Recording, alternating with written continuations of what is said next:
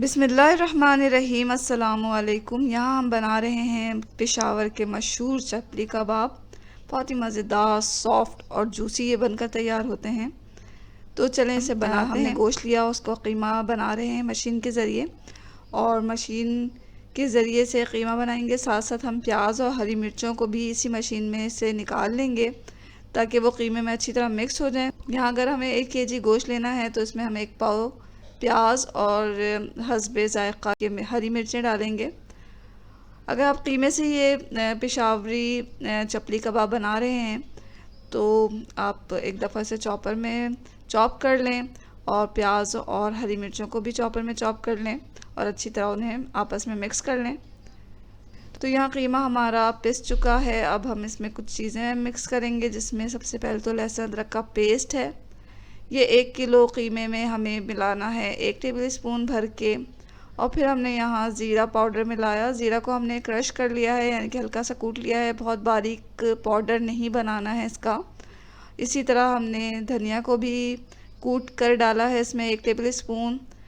कुटी हुई लाल मिर्च डालेंगे 1 टीस्पून, और ये अजवाइन है, इसे भी 1 टीस्पून डालना है।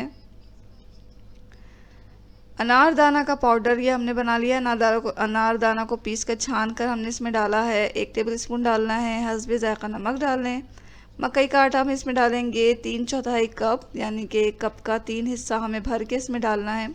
अगर आपके पास मकई का आटा नहीं है तो आप ऐसा कर सकते हैं कि आधा कप मैदा लें और 1/4 कप बेसन लेकर उसे मिक्स करके इसमें डाल लें। अब तमाम चीज़ों को अच्छी तरह मिक्स कर लें कीमे के साथ। यहाँ प्याला जो है वो हमारा छोटा है, तो हम इससे किसी बड़े ट्रे में डालकर मिक्स कर रहे हैं। मिक्स करने के दौरान इसमें हमने डाला 2 टेबल स्पून कुकिंग ऑयल, और अच्छी तरह हाथों की मदद से इसे मिक्स कर लें। मिक्स करना, अच्छी तरह मिक्स करना बहुत ज़रूरी है ताकि हमारे जो चपली कबाब हैं बहुत ही मज़ेदार तैयार हों। मिक्स करने के बाद आखिर में हम इसमें डाल रहे हैं हरा धनिया डालकर अच्छी तरह इसे भी मिक्स कर लें। अब ये जो चपली कबाब का मसाला है वो हमारा बिल्कुल तैयार है।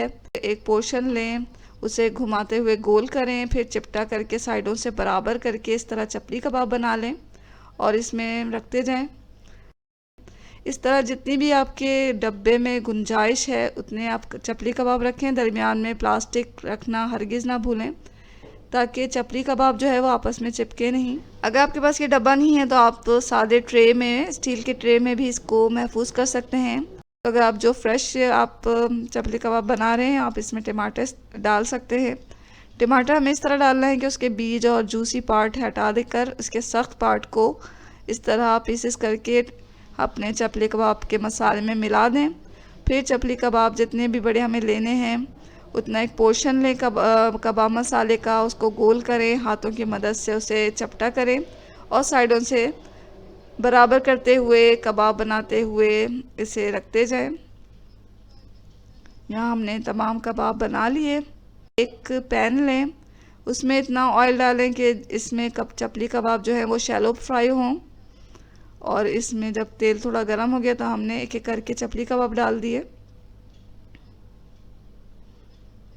एक वक्त में इतने ही चपली कबाब डालें जितने के पैन में गुंजाइश हो, ज़्यादा नहीं डालें, इस तरह इसे पलटना मुश्किल होता है। तो एक वक्त में हम 3 चपली कबाब तल रहे हैं। एक तरफ से जब चपली कबाब गोल्डन कलर के हो गए तो हम इसे पलट देंगे, और दूसरी तरफ से भी इसी तरह मीडियम फ्लेम पर तल लेंगे। तलने के दौरान ही इतनी अच्छी खुशबू आ रही है तो आप सोच सकते हैं कि खाने में कितने मज़ेदार होंगे।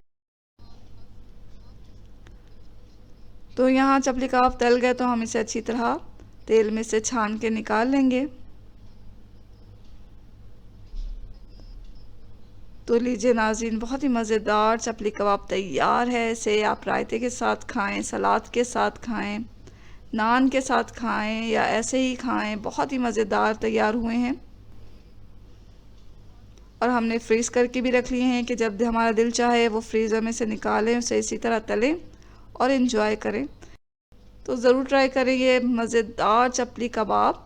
आपको और आपकी फैमिली को बहुत पसंद आएंगे। दुआओं में हमेशा याद रखें। इसके साथ ही अल्लाह हाफ़िज़।